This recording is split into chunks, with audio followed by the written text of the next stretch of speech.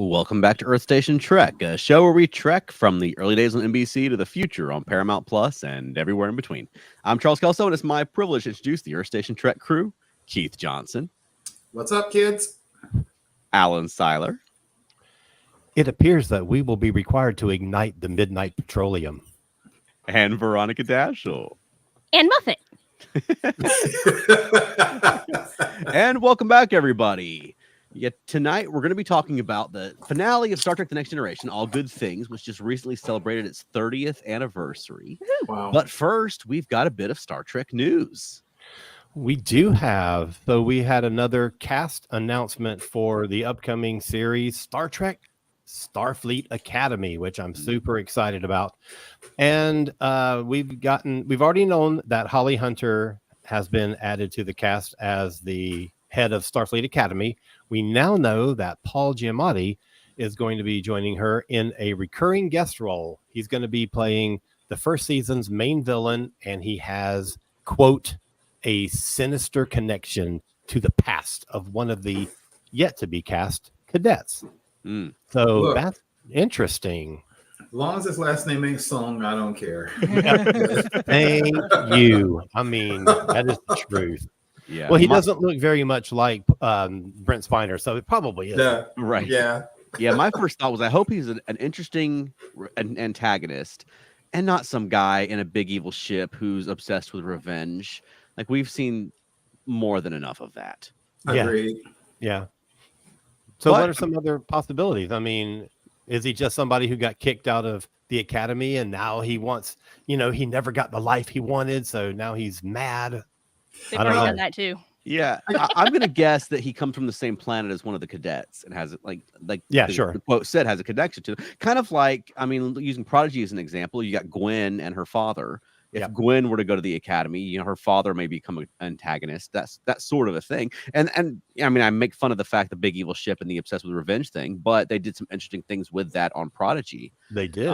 They took some interesting turns with that character. So, yeah, hopefully I'd rather have a Gul Dukat than what's her face from Picard. I would rather have Right. somebody like that. But Charles, Right. you said something very interesting. You in the same couple of sentences, you called him villain, then you called him antagonist. Right. And so I think that's a very good, it's a very good differentiation between what he may be, because I agree with you. Gul Dukat was quote unquote a villain, but at some point they almost kind of sort of could tolerate him. Mhm. And so I agree. He doesn't have to be a mustache twirling villain who wants to rule the world. He could truly be just a misguided soul. And Now, it would work. The press release called him a villain. So I inserted the word antagonist. So Yeah, right. let's just hope that Yeah. whatever he is, I hope that they develop him over the course of several seasons. Don't kick him Yeah. in the face into space in the season finale. Right. Let's develop. Yeah, let's not make this another Osira. Right. All right. Well, now I'm seeing him freezing over and frosting over at the end of an episode because they kick him in the space. You heard it here first. Yes. All right, Keith, did you have some This Week in Trek this week? Yeah, just a couple. This is one of these things, as we all know, this was lasted in legacy, and it's even circled back around to SNW. It was at the time, it was another one where there was, as you can imagine, there were conversations about, is this too strange? But that was on the 9th of June, 1967, first day of filming for Amok Time. Ooh. And which added so much to the Vulcan culture, showing that Vulcan was in some ways a matriarchy. The whole thing, as Spock says, remember when Kirk says Mr. Spock, it happens to the birds and the bees, and Spock says the birds and the bees are not Vulcans. Because he said, you're not a fish, Mr. Spock. He said, no, nor am I a man. Mm-hmm. So much that came from that.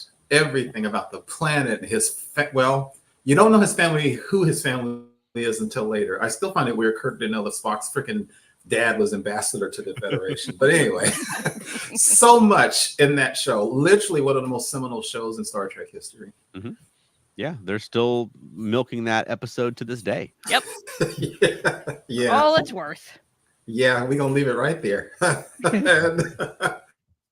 Okay, here's another one. This really would go out to the Sweatmans whenever they hear this too, because I think they were watching it. I don't know if they watched this. I thought they did. June 9th, 1989, 22 years after Amok Time, was the U.S. premiere of The Final Frontier. Oh, okay. And actually, was that you, Charles, recently said that's a much better movie than people give it credit for? I like that movie a lot, and I think there's a lot to defend about it. But I don't want to hijack this entire episode talking about Final Frontier. But I'd like to circle back around to it and do an episode about it because I like that movie a lot. Oh, I can do that, and I think there's even, and I don't hate it. So yeah, I think there'd be something about that. Another stuff I found that was really interesting. No, okay, no, that's the one with the that's the one with Cybok. With Spock's brother. Oh, that's the one I don't remember. I think we definitely should do that before season 3 of Strange New Worlds comes on because I just got a feeling they didn't give him to me in season 2. They've got to be giving him to me in season 3. I'm down with that, Alan. I can do that. And in light of just before the show, we were talking about the whole Paramount will they won't they merger with Skydance and so forth.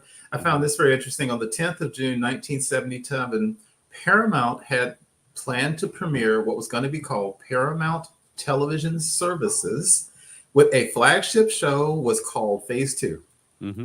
And it never kind of sort of took, but obviously years later, we had the Voyager with the UPN, which was the flagship of that network. And before that, you had TNG, which couldn't find a network, including a Paramount network. So TNG became syndicated. So this stuff has just gone on forever when you look at that. And when they debuted CBS All Access, the flagship show was Star Trek Discovery. Like that, Star Trek has been a crown jewel for Paramount for all these years. Yeah, absolutely. And then the last thing, and Charles mentioned this, and I thought this was a good one. Then I thought about it on today, June 13th, 1918, which blows my mind. One Percy Rodriguez was born. And the Star Trek connection, obviously, is Percy Rodriguez was Commodore Stone in Court Martial. Oh. Yeah. Good episode. That's a good episode. Yeah, good actor. And I do have to say this as a black man who was alive then, as a child, watching that episode, seeing a person of color as a Commodore and being that high up was a huge deal back in the day. And I'll never forget, as a kid, watching that line where he said, "Look, Jim, not a man in a million can do what you and I have done." Okay, note, he did say man. Not a man in a million can do what you and I have done. Command a starship. And it was like, we're the best of the best of the best. And it was a big deal. And I'm just going to say this and be honest. Back then, it was a big deal to see a black man ordering a white man around like that. And they also have one of the greatest confrontations I've ever seen in Star Trek is that famous scene where he says, you invite an inquiry, and Kirk goes, "Draw it, I demand it," and he does that right now, Commodore, right now. And then they do that great music. Just a great character. Absolutely. Yeah. That's this weekend in Trek history. All right. Well, this week we're going to be talking about All Good Things, the finale of Star Trek: The Next Generation, which recently celebrated its 30th anniversary. And we just recently had a finale of Star Trek Discovery, so we thought it'd be a good time to talk about it. And I don't guess we need a spoiler alert, but if you haven't seen All Good Things yet, I mean, cover your ears. The Sweatmans may be watching. You don't know. Right. And I mean, this is one that I've loved since I was a kid. I mean, this aired, I was 1994. I was 13. I was like peak Star Trek, nerddom when I was a kid. I remember the first time in TV Guide, they had a picture, a black and white photo of Old Man Worf. And I was so psyched about this episode because, I mean, we had just recently had the 25th anniversary and final film for the Next Generation cast, and they all had played their roles all these years. And here at the end of Next Gen, we get to jump ahead 25 years to see what they were going to be like, Yeah. And we Veronica and I just recently rewatched it this week, and it's the first time I've seen it since watching Picard season 3. Me too. I mean, it's just amazing that we got to see them actually play these parts all these years later, and then contrast it with All Good Things. What did you guys think of All Good Things when it came out back in the day? That's the only one I actually have a clear memory of watching. Oh, did you saw it when it was first broadcast? I have no idea. Oh, okay. But you saw it sometime. Though. I saw it sometime as a young kid. Yeah, because you'd have been 8. Yeah. So I probably saw it sometime in syndication at some point. Yeah. But it's the one I remember because it was old Reading Rainbow. If you first saw it in syndication, then you saw it split up into 2 episodes. Sure. Okay. Well, my main memory is of that scene where they're in the vineyard and Geordi walks up. That's my main memory of that. Oh yeah. Wow. Okay. Wow. So you at least watch the first 2 minutes of it. Yeah. Well, Alan and Keith, what did you guys think? Man, I loved it, and I still love it now. I think it's one of the clearly it's one of the best Star Trek series finales ever, and I just think it was so great. I thought it was so exciting at the time to see them in the present, jumping into the past, and revisiting that time when they're all coming onto the ship for the first time and they're about to head off to Farpoint, and then to jump into the future and see where everybody sort of ends up later in life. And, Beverly commanding a hospital ship. And oh, God, I just loved it. Mm-hmm. Man, I loved everything about it. It was better than I remembered. I realized I saw it when it debuted back in the day. I have not watched it since it debuted. Oh, wow. I have seen it exactly one time before tonight. Wow. Yeah. Holy cow, I've seen it so many times. Yeah. Oh, isn't that wild? That is crazy. Yeah, so it held up much better than I thought it would, and I thoroughly enjoyed it. There were some weird things I will say. We'll get to it. I wrote down EU and Jordy said Leah, but that's a whole different thing. We'll have to talk about that. But it was good, and it was good to see the faith Picard garnered in the crew, the first crew. We'll talk about all that. That was really good, and I like the scene with Beverly, who also looked a little bit more older, more matronly than I think she should look. It's really funny looking at the people in Picard, as you mentioned, Charles, Picard, versus what they thought back then they looked like after only 20, 25 years. They're actually a lot younger looking in reality. Especially Jonathan Frakes. What did they do to that guy? Yes. He looks like 20 years younger than they made him look.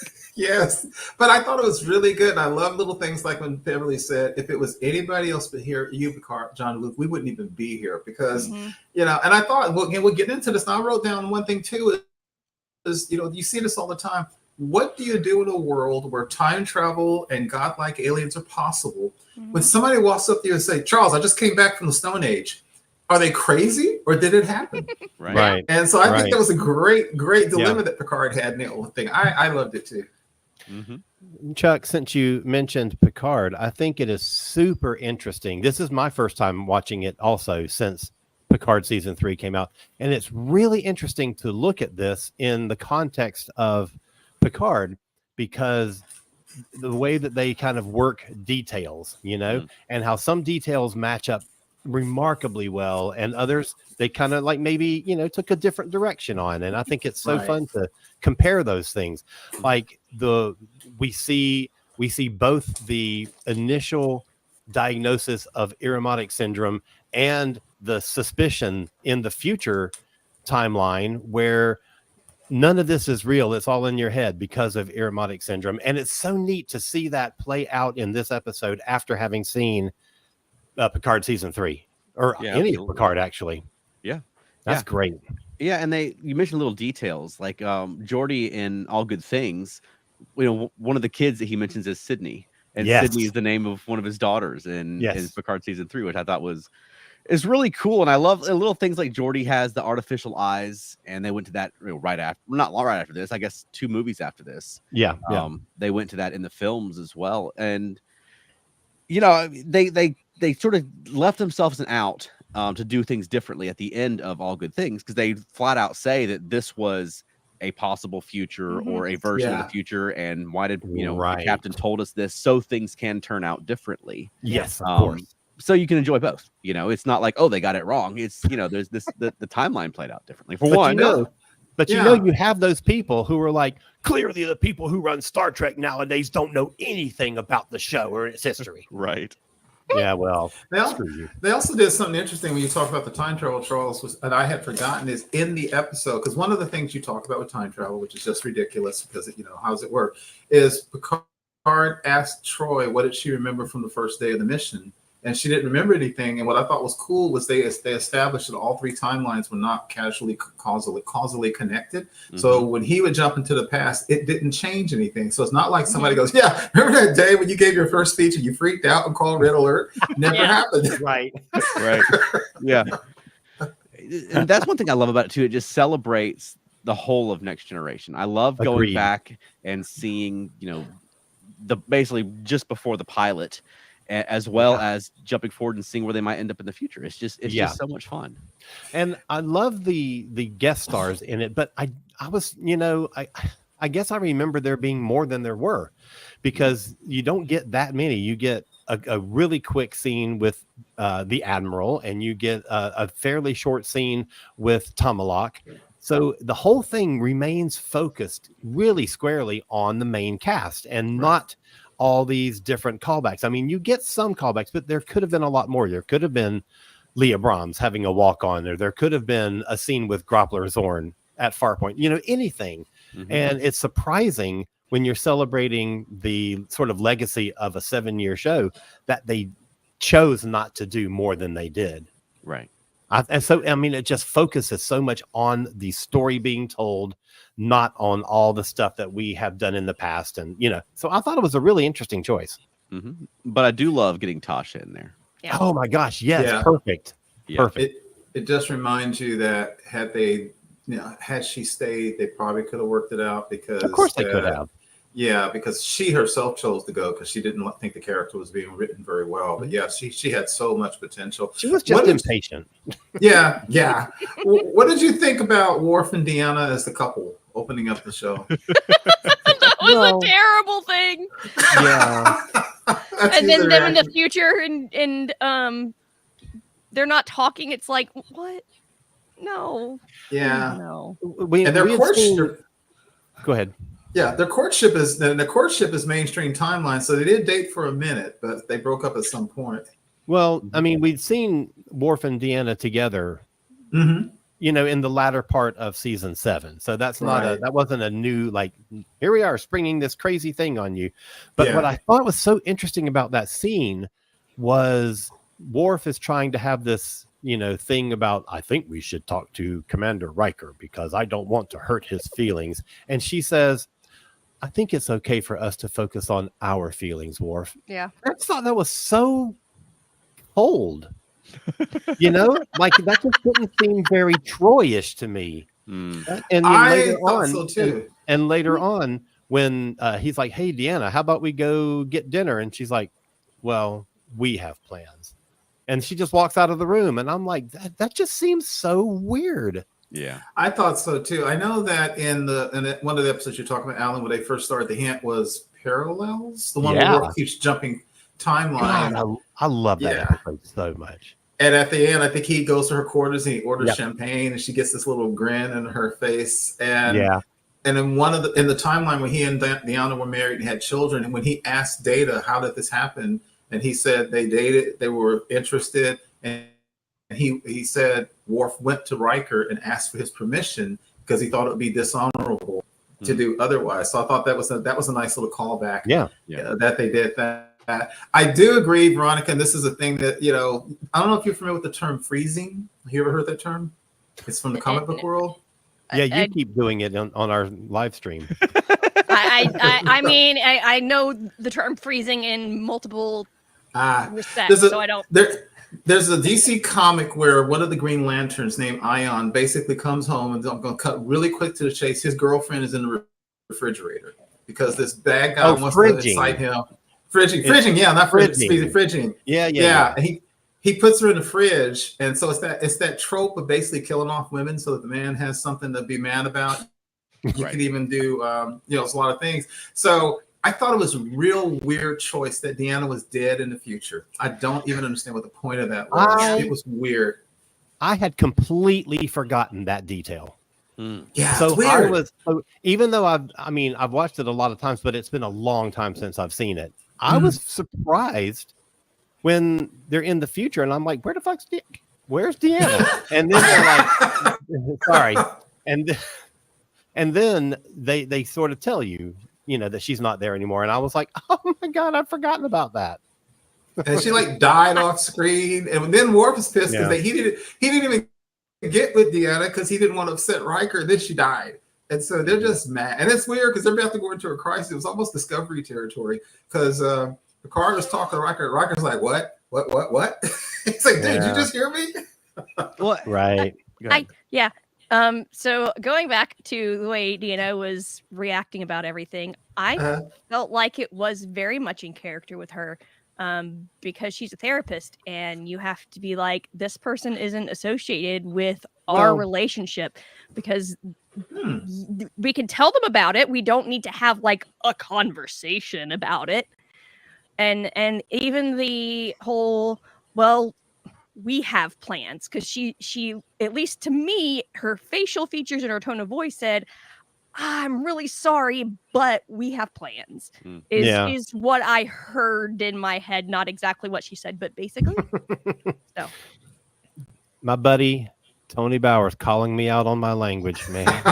Yeah, because you can say frack, but you can't say that, even though they mean exactly the same thing. Right. My apologies. Or Frel from Farscape.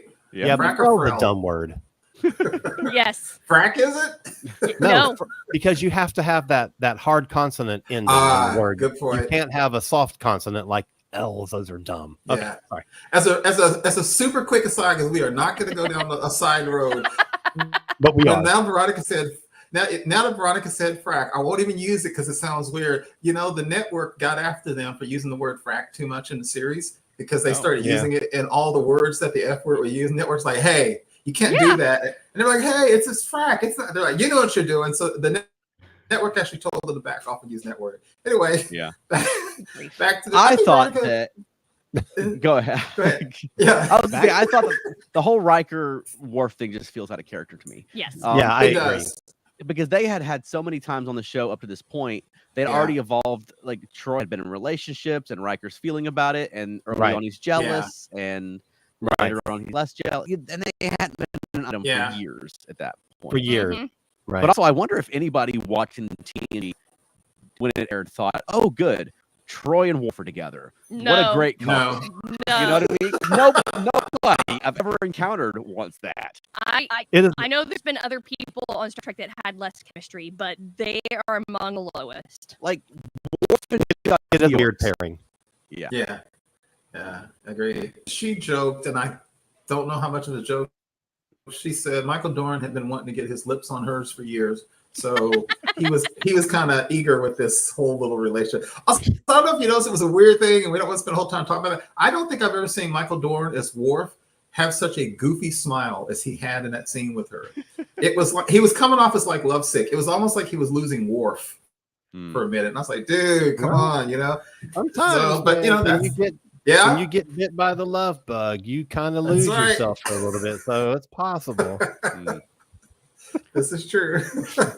We spent 5 whole minutes talking about Worf and Troy. Can you believe it? I know. Hey, man, it's an important factor of this episode. It is. Anything Troy related is important. Right. That's true. Well, we got her back in her cheerleader outfit in the right far point time. Okay, here's my controversial hot take on that. I love that uniform. I hated what they put her in after the pilot for the rest of the first season with the space bun and the I hated that outfit. It was so terrible. I thought the skort looked so much better with her like go-go boots and all that stuff. Yes. So I was excited to see her back in that outfit. I don't know how she felt about it, but I loved it. I know she has commented that people could see what she had for dinner wearing that skirt because it was so short. But at least early TNG, they put men in the background in the skirt as well. You know, that's absolutely true. Is what the they call scant. it. There you go. Oh, sorry, I said the wrong thing. Yeah. Maybe Tony Bowers will call me out on that too. Yeah. I like that Data ended up at Cambridge in the future. Yeah. And I like that he didn't age and he added gray to his hair. That was cool. On like 1/4 of it. Right. Yeah. It was so weird. It's like, no, it happens. You get a that stripe of gray adds a little dignity. Well, it's not really. Yeah. And they skunk. Yes, and they subtly showed you that Data had gotten that the emotion chip and stuff was working because and it was they didn't make a big deal. They didn't zoom in on the fact that he was using contractions. He just used them. They didn't focus on them, and he just said the little thing about his housekeeper. He just goes, "She makes me laugh," and that was it. He just went on. Yeah. I thought that was handled very well. Red Spide is a really good actor because honestly, I saw a slightly different Data. I saw the Data he was playing there. Yeah, really good job. but still very much definitely. Data. Yeah. Mm-hmm. And I loved in the future how you get the impression basically everybody is humoring Picard. Yeah. It's basically he wants to go on one last adventure. We feel badly for him. Let's go. And it's Data who's listening to what he says and says, actually, you know, like what the captain's saying might make sense. Right. And he's the one that takes him seriously. Yeah. Right. Yes. I love that scene so much. Yeah. I do too. I thought that was really great. It totally justified Picard in the vineyard saying, yes, Data, let's go see Data. He knew if anybody could help him figure it out, it'd be Data. Mm-hmm. And Data came through. Mm-hmm. Because Data is sees things from angles that a human being wouldn't necessarily think of. Mm-hmm. Exactly. So was Wesley still doing his traveler training at the point? Yeah, must have been.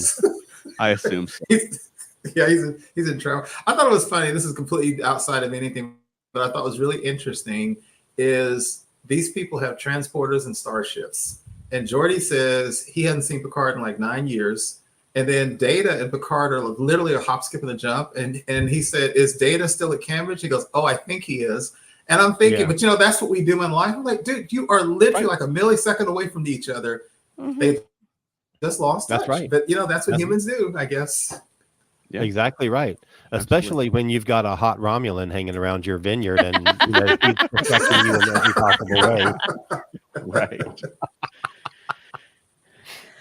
Yeah, I thought that was pretty funny too. I think they had more chemistry than Troy and Worf, though. Barely. She had more chemistry with Picard. Picard had no chemistry with her. So there's that. Right. But Troy and Worf, zero. Well, totally. So one of the things that I thought was a really interesting contrast is you have that scene on the hospital ship between the two Picards, because Beverly is still using her Picard last name, and where she pulls him into the ready room and she says, don't you ever counter one of my orders again. And she dressed him down. Yes, and it did. reminded me of that scene in season 3 where Riker and Picard have that same sort of argument where Picard undermines Riker. I thought that was so interesting. Yeah, I loved her line. You would not have tolerated that on the Enterprise, and I won't tolerate it here. And he had to acknowledge, like, you're right. I was out of line. Darn right. Yeah. Another in that same set of scenes, another line that I really loved was when they're talking to Worf and trying to get him on board with this thing, and he's like, rah rah rah rah rah. You have always used your knowledge of Klingon culture to get me to do what you want. And he's like, yes, I have, because it always works every time, because you actually do have a sense of honor and a sense of duty and a sense of loyalty. I thought that was a great scene. Yeah. That's a very good point. There's a difference between using somebody and manipulating them and just knowing that that's who they are. Yes, exactly. I hadn't even thought about that. Yeah, very good point. Yeah, because he knows that Worf's not going to let his old crewmates on this little medical ship fly into the neutral zone or where the neutral zone used to be without his support, you know? Right.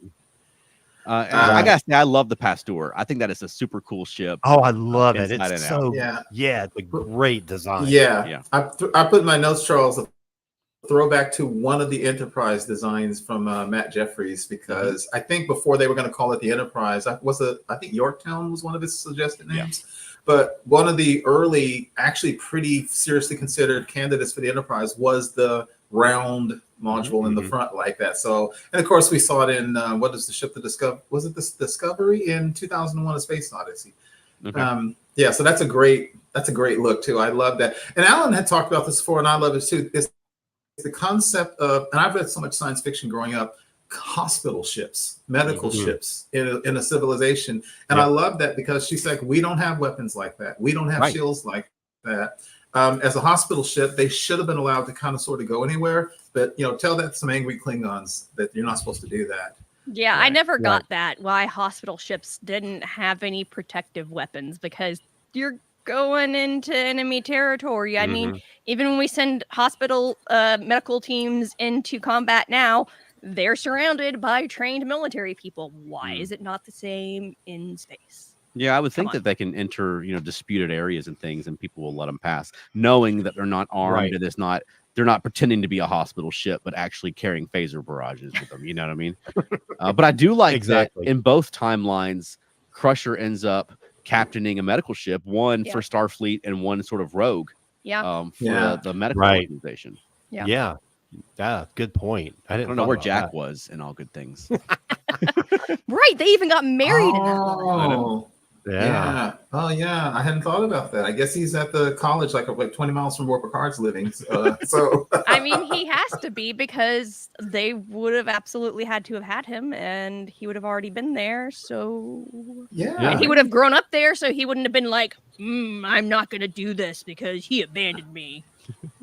So for anybody watching, if you want to drop in comments about your recollections of All Good Things and what you love about it, and any questions you may have about it, just let us know. We want your voice included. Or anyone listening should email us or call us at. Well, he was saying drop comments live while we're talking. Well, yes, but I was also. If you want to call us, we're not going to pick you up while we're. No, we're not. Here. Charles gonna be able to say hello. Here's my cell phone number. Not now. I'm podcasting. Exactly. But for future comments, it's 307-387-1701.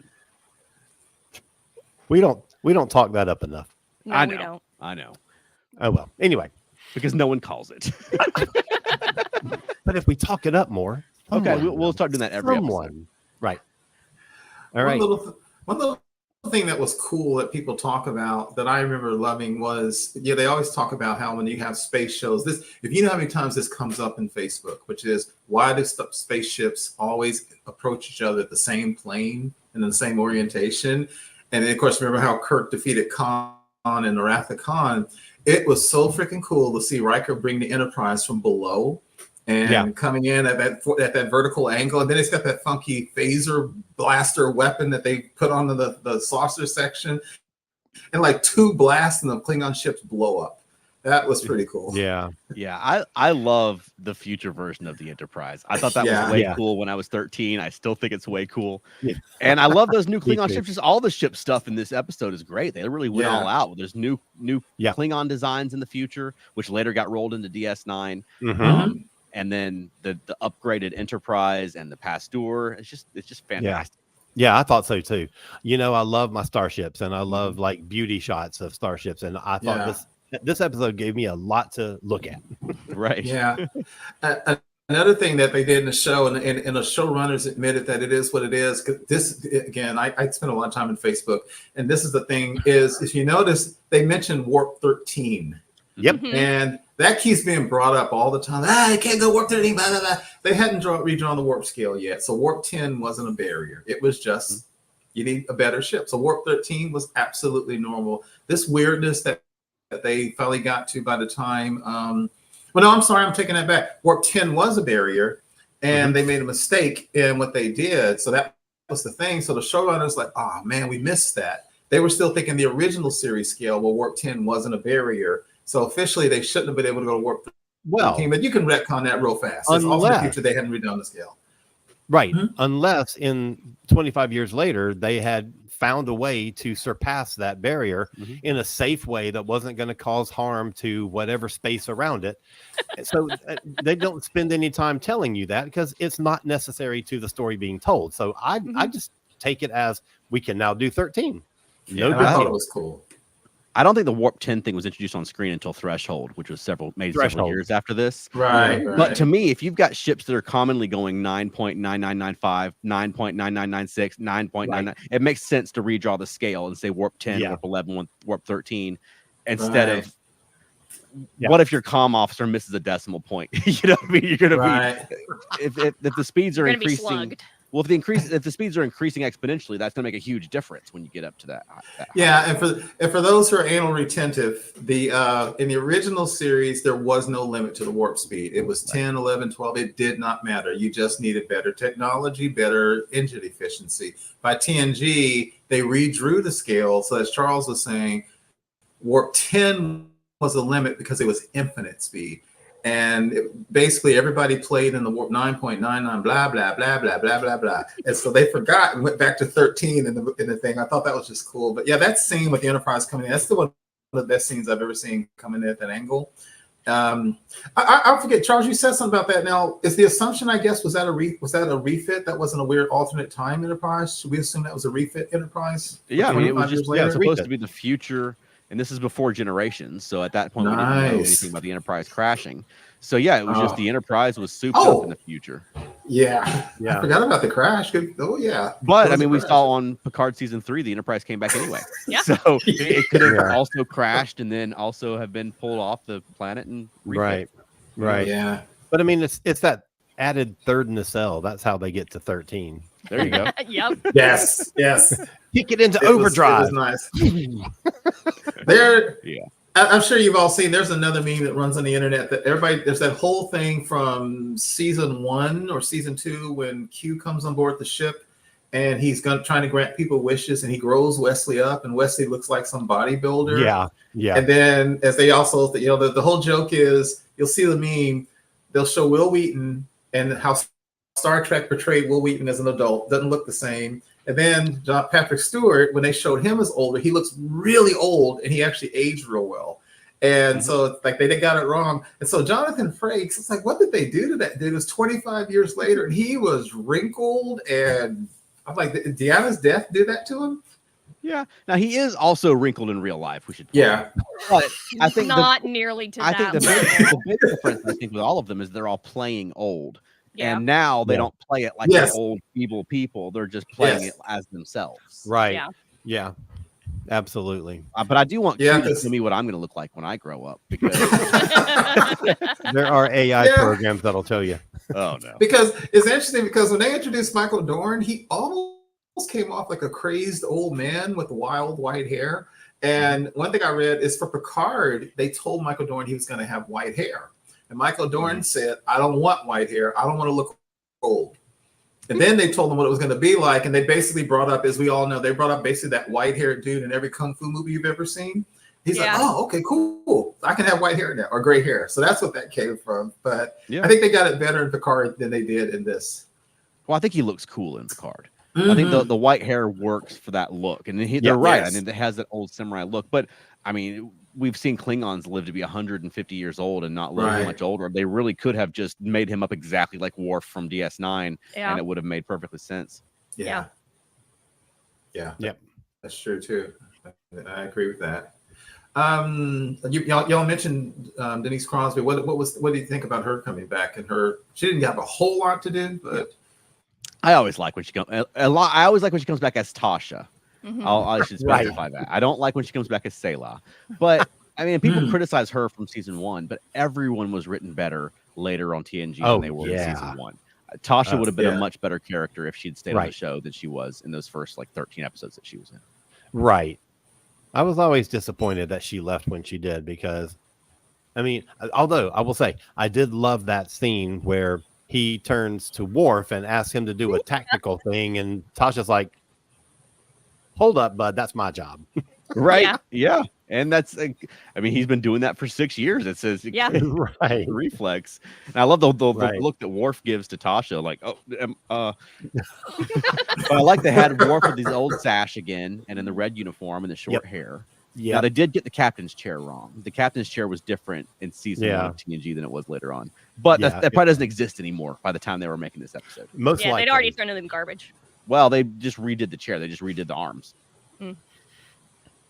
I always like, in any show, and it's done a few times in Next Gen and alternate and future, how they redress the bridge set to make it look like it's not the same as what it is now. Yes. Right. And it's like, I didn't think the future D bridge looked very future. Right. It just had some added nonsense to it. Yeah. But I mean, I always enjoyed that. Like in, never mind, I can't remember the name of the episode. Well, Yesterday's Enterprise. Oh yeah. Where they showing you that it's not the same timeline and now it's a battle bridge. It's a military ship instead of a exploration ship. I love stuff like that. Yeah. I love set dressing. The best version of that was the Generations bridge where they added those extra consoles on the side. Yeah. So there's more people milling around on the bridge. I thought that worked the best out of all those. Absolutely. Yeah, sometimes when they do those set redress, it's funny because in the original series episode, Mirror Mirror, they gave Shatner a higher back chair to make it look like a little more menacing. And then in that episode we talked about earlier, Parallels, where Worf was hopping dimensions, and one of them they just put like a little light thing, little box that had lights on it to make the Enterprise look different. So it's funny what they have to do with stuff like that. Yeah. I did love that Tomalak is in this. Oh my gosh. And he's great. Yeah. I asked Veronica if she recognized the actor playing Tomalak because we've been binge watching Babylon 5 and we're on season 5. Did you recognize Tomalak, Veronica? No. Not even by his voice, because his voice is so okay, distinctive. look, Chuck, pretty quickly, before he talked much, said, "Do you recognize who this actor is?" Because he paused it. And then I hit play and let you watch him. Yeah. And then I did recognize him eventually. Okay. After he told me, and I was like, after I told you who he was, you recognized him. "Oh, okay, I recognize that voice." Oh my gosh. I'm going to save this in depth until when we do our Babylon 5 episode, but Andres Katsula is such a phenomenal actor. I could see a lot of Jakar facial expressions in him, though. Once Chuck told me, I was like, Well, a lot of times those character actors that just appear on shows, and I think Andreas Katsulas was like that, and just appearing on TNG on the view screen, that sort of thing. Yeah. But then you give them some real meaty material and let them roll with it, and they show you what they've really got. And, I love that he got that opportunity on B5, but I love seeing him when he pops up on Next Gen. He didn't recur enough. They could have done a lot more. No, I agree. I agree. Man, he was so good. He has a certain way of talking, Picard. Yes. You can tell he's stage trained. He has a very specific way of talking. So I thought he was cool. And hey, Colm Meaney must have been the busiest actor in the Star Trek franchise at that time. That dude, because he was always leaving DS9 to go to make movies like The Englishman Who Went Up the Hill and Came Down the Mountain and everything else. He still works today. He's Hell on Wheels and stuff. He's always working. Yeah. And there he is back on the Enterprise. And I love the thing where he's like, Captain, when Picard's like, "Hey, I need you to come fix all this stuff," and he was like, basically, "Wait, why?" I'm not really good at this. Well, I love Picard's line, like, "No, I think that you can do it. I think that you do have it in you to do that." Yeah. Right. Because he knows. Yeah. Right. And I love that line that he gave to Tasha where he says, or to Deanna, maybe it was, "I know what this crew is capable of, even if they don't know themselves yet." Yeah. Yeah, that was Deanna. Love that. Loved it. Yeah. That was a really good thing. And I think it was a little jokey thing I thought when O'Brien said, basically, "Shouldn't you give this to the chief engineer?" He goes, "We don't have one yet." And that was a funny little thing, because remember in the first season, they had at least 2 engineers because they kept trying to find a chief engineer. The whole first season, they never really settled on a chief engineer. So I thought that was kind of funny. Until Jordy got it in season 2. Second season. And they finally bumped up LeVar Burton like 3 ranks and said, "Here, you just go take it over." Yeah, because there was those scenes in season 1 where Geordi ends up in engineering, and someone had to have watched that and been like, "Oh." Right. So I want to talk a little bit about the anomaly, and then into Q, because I think Q is a really important factor in this episode. But the anomaly itself, it's an interesting concept that it's a temporal shifty kind of thing, and it has an origin point, and then it sort of travels backwards in time.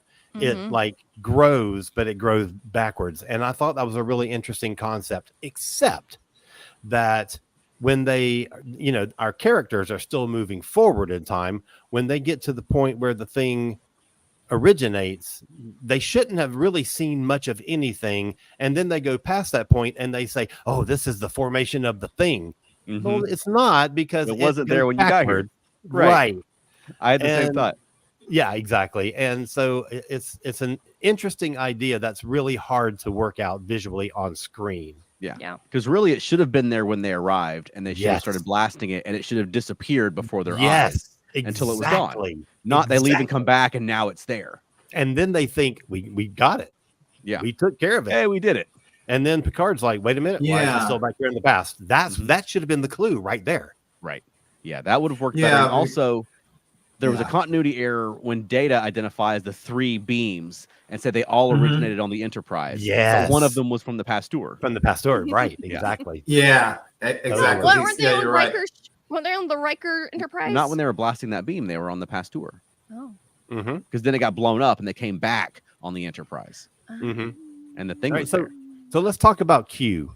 Okay. And the revisit to the original trial setting that we got in Encounter at Farpoint, and how the trial has never ended and all this stuff. So what do we think about Q, both in terms of revisiting where this show started and also what we know from him in Picard?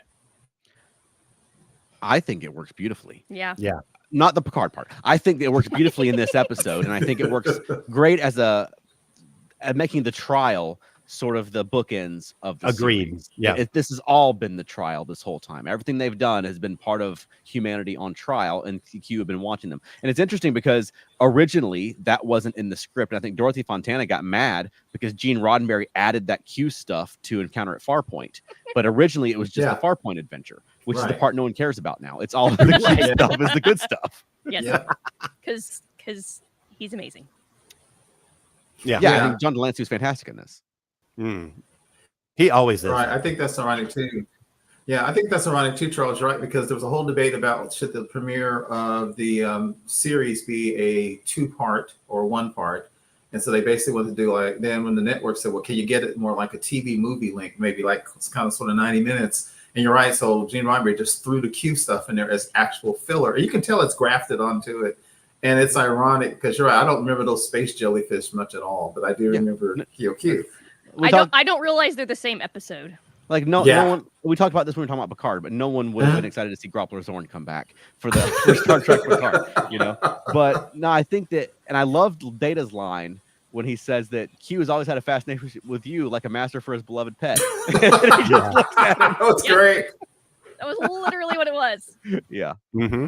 Yeah, that was really. I think that Q actually works because, as they say, he's subtly trying to move humanity forward because there's been, and I can't remember the name of the movie. There was a movie just very recently with Amy Adams about that. Another one where the aliens came from outer space, and I should know the name of it.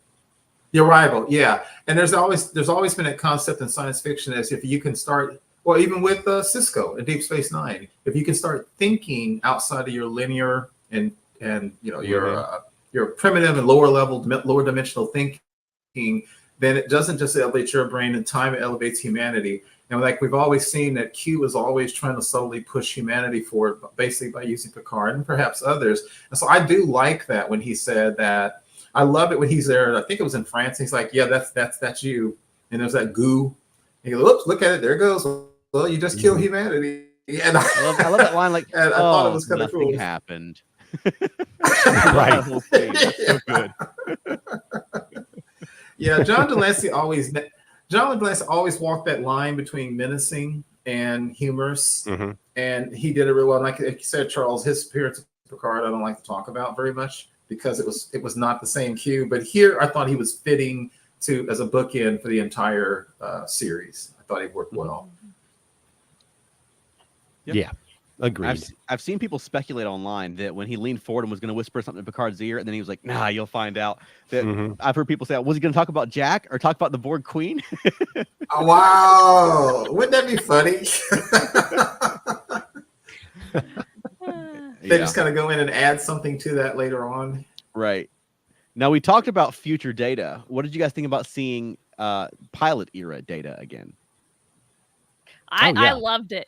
I really liked Picard's reaction to him as well. He was like, "Aw, look at that Data. Aw, he's so cute." And he knew how to use that Data. And instead of what he used to do would get all flustered. He's like, "Okay, Data, let's focus here." And Data's like, "Okay." Yeah, I thought that worked out well as too. I was impressed with how good the acting was by everybody here. We also see it in Picard. By then, of course, this entire cast were truly friends, and you can feel the ease the main cast. You can feel the ease they all have with each other, and that bleeds into the performances. But it actually works because they've been together for 7 years on the show, as in time, in universe. So it absolutely makes sense, and that works. Yeah. Well, what do we think of the finale? You know, they sort of wrap up the story and the adventure, and then they end it with the crew and Picard joining them for a game of poker. Yeah. incredibly appropriate. Mm-hmm. Yeah, I love that scene. Yeah, the I ending love is that- so that- good they ripped it off for Yes. Picard. They did it again. I mean, how can you not? Yeah, They had to. Yeah. but I love I it's mean- just like a little subtle thing that just It's he never had joined them, and he thought, and then they're all kind of taken aback, like, "Sir, can we help you?" And he was like, "I just thought I might join you." They're like, "You are always welcome." Yeah. You know? And you know what's interesting is that it was sort of made a bigger production in the finale of Picard, and I just feel like it works better in All Good Things. Yeah. It's just an understated, nice scene, and that's all you need.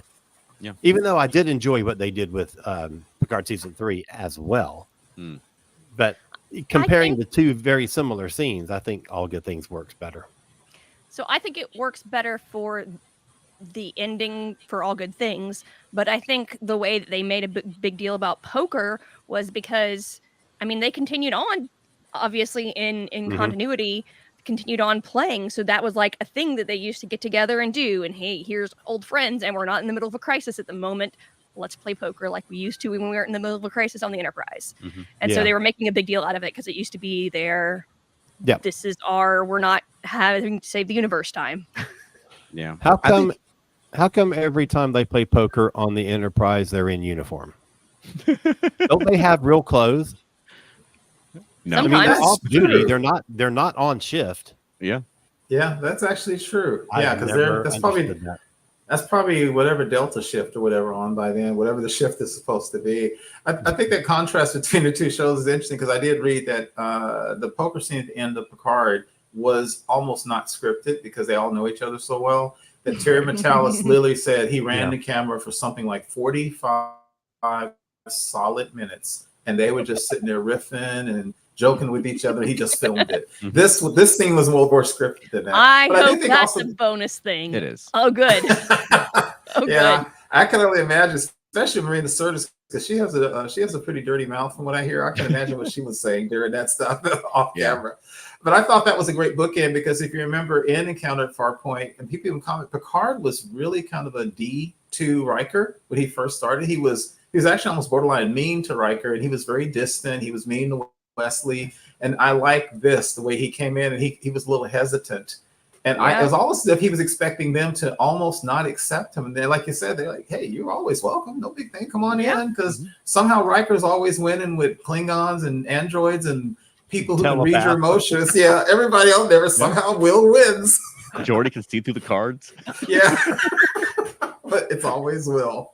I think it works really well in All Good Things because it feels like it's just part of an episode. And as epic as this episode was, it is just an episode at the end. And they're sitting around playing cards like they always had on the show. But then Picard coming in, it just shows that there has been some growth, because, and it's one of those things like, I don't even know if I was young at the time, but I don't know if I ever thought about the fact that Picard was never at the poker game until they sort of hung a lantern on it in this episode and said, oh, you've never been to our poker game. Like, oh yeah, he never has. I felt the same way the first time I saw it. Yeah. I was like, that can't be right. Right. But then you think about it and you're like, you know what? I think that's right. I don't think they've ever had a poker scene where Picard was part of the scene. And it's almost like they held him out intentionally because one day the show's going to end and we can use that. Right. Yeah, because poker is going to be super important. Right. Or maybe Picard came all the time and they just kept telling him no. And that's why he was so hesitant. And I always love the meta thing that in real life, this absolutely mirrors Patrick Stewart's journey. We've talked about that many times on the show. It mirrors Patrick Stewart's journey with the show because when he came in, he was, by his words, he was the uptight Shakespearean actor who thought the show might have been a little beneath him. And to this day, everybody associated with all the Star Trek franchise says they were the most uncontrollable group they've ever had. Between takes, they were always laughing. They'd be filming and they're like, guys, can you be quiet? Because they'd be laughing off set. And for at least the first year or so, Patrick Stewart got into arguments with people. There was one time he came in and yelled at the whole crew because he said they weren't serious enough, and they laughed at him. And he himself said he had to learn to relax. He didn't know that people who could he didn't think you should have fun. That he was, again, his own words. He's like, I was extremely British. And now that all those people, they're like godparents and this and that. And so I love that this mirrors what happened to them in real life. Yeah. Well, final thoughts. What do you think this episode, does it hold up as an episode? Does it hold up as a series finale after all these years? Yes. Okay. Yes, and as I said when we started, I have not watched this in 30 years. I have not. That's seen incredible, Keith. I still I can't know. belied that.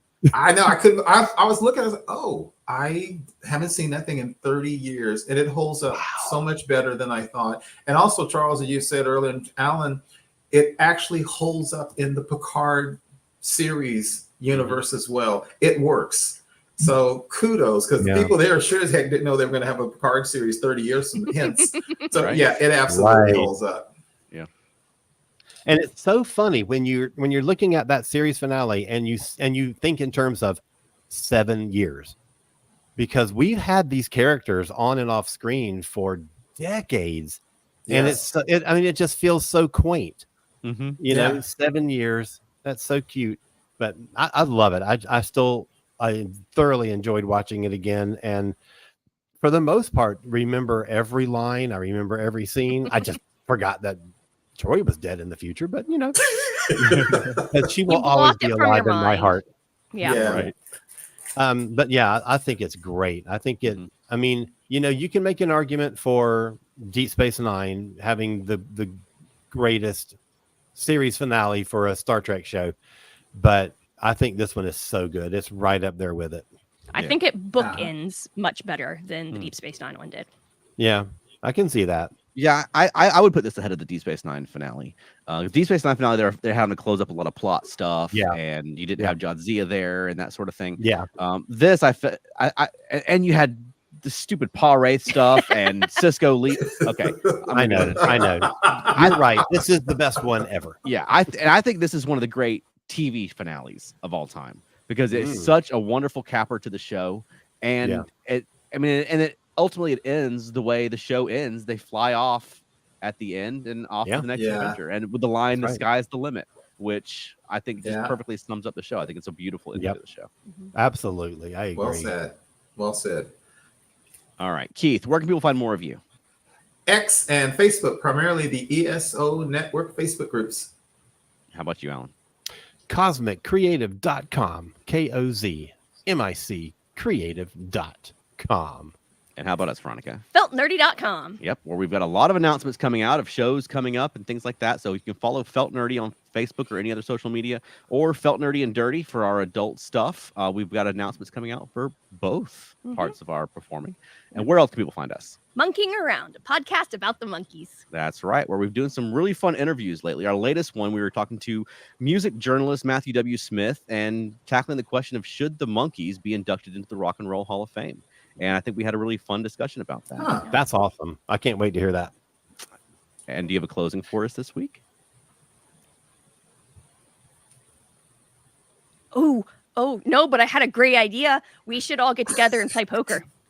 I would love that. Yeah, that'd be great, but not right now. I haven't played poker in a long time. I was trying to think of really closing. Hey, poker. What did they do at poker? Oh, wait, we should play poker. Okay. That's where my brain went. That's fine. I like that idea. That's closing. Yep, and you were always welcome. What? Right.